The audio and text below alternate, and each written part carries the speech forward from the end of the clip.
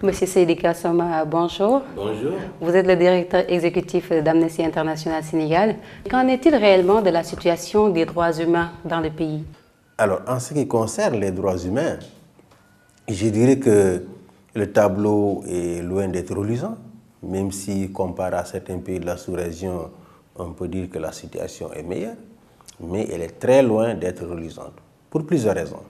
Les violations que nous avons dénoncées les années passées et qui concernaient essentiellement les restrictions aux libertés publiques, le droit de manifester, le droit, la liberté d'expression de façon générale, les violences policières, les cas de torture.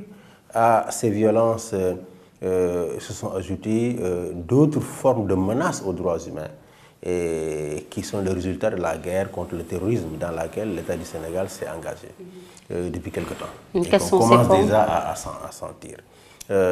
Ces formes, bien entendu, nous avons constaté que depuis quelques mois, beaucoup de préfets ont continué à interdire des manifestations. Mais le motif invoqué maintenant, c'est pour des raisons de sécurité. Point. À cette nouvelle forme de violence, bien entendu, j'allais oublier la plus ancienne, qui constitue vraiment une gangrène pour ce pays, c'est la situation des enfants. Dans ce pays, entre 20 000 et 30 000 enfants sont contraints à mendier tous les jours, du matin au soir, pieds nus, parfois en haillons, pour se nourrir et pour entretenir des maîtres coraniques. Il faut que l'on soit clair, nous ne sommes pas contre l'enseignement coranique, mais nous sommes contre la mendicité. Peut-on dire que le Sénégal a connu une régression concernant les droits humains? On ne peut pas dire qu'il y a une régression, mais je veux dire que nous avons beaucoup d'inquiétudes à nous faire. Autant dans des pays comme la France, les États-Unis, l'Angleterre, à cause de la guerre contre le terrorisme, les citoyens ont accepté toutes sortes de dérives par les États. Lorsqu'un pays comme l'Amérique accepte que son gouvernement détient des gens de façon illégale à Guantanamo et les torture, c'est parce qu'on leur dit, si on ne les torture pas, on n'aura pas des informations pour vous protéger contre le terrorisme, pour assurer votre sécurité.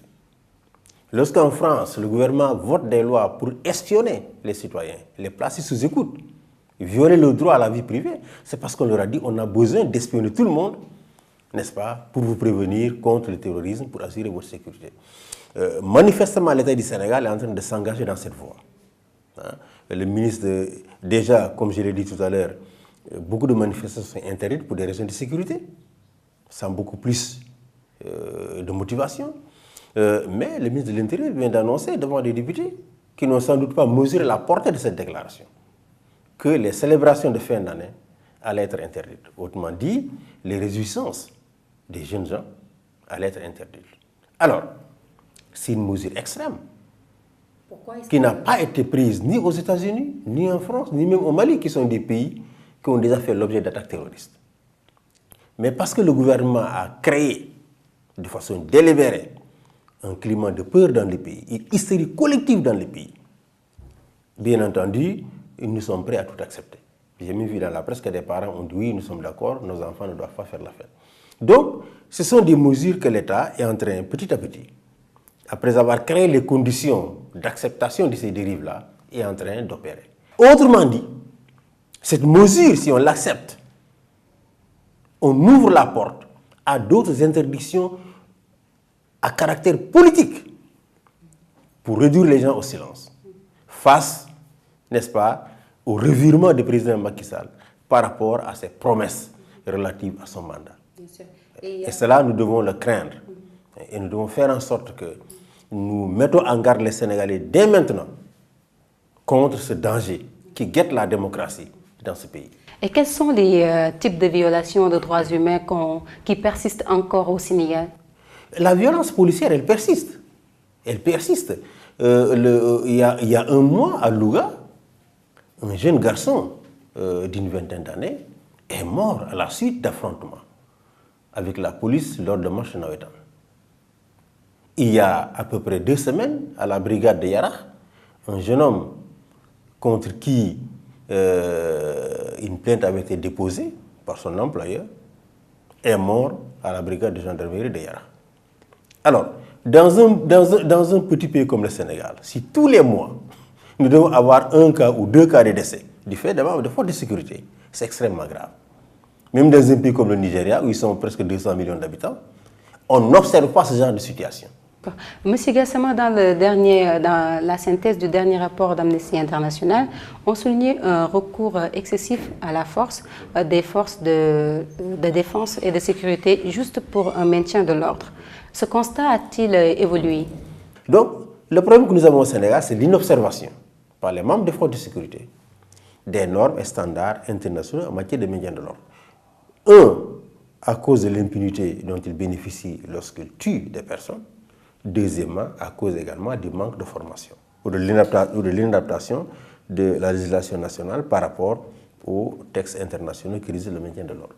Le rapport d'Amnesty soulignait également qu'en 2013, le gouvernement s'était engagé à créer une commission officielle chargée d'enquêter sur les mauvaises conditions de détention dans les prisons de Liberté 6 et de Rebeuss.